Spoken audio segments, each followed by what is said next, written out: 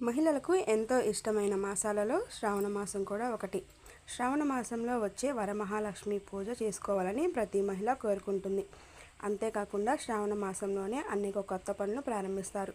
ఈ మాసంలో కేవలం శుక్రవారమే కాకుండా సోమ, మంగళ, శని వారాలకు కూడా చేస్తుంటారు. ఈ ఏడాది శ్రావణ మాసంలో మొదటి శనివారం ఆగస్టు 10వ తేదీన వచ్చింది. శనివారాన్ని కూడా భక్తులు ఎంతో పవిత్రంగా భావిస్తారు. ఈరోజు తమ ఇష్టదైవాలకు ప్రత్యేకంగా పూజలు చేస్తారు.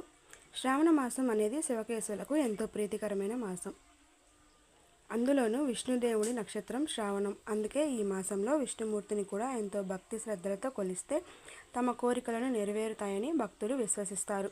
పులిహోర, లడ్డు ప్రసాదాలను విష్ణుమూర్తికి ఎంతో ప్రీతికరం కాబట్టి ప్రసాదాలు తయారు చేసి నివేదన చేస్తారు. ఈ మాసంలో విష్ణుమూర్తిని ప్రత్యేకంగా పూజించడం వల్ల ఏలినాటి శని, అర్ధాష్టమ సాడే సాతి శని ప్రభావం వంటివి తొలగిపోతాయి.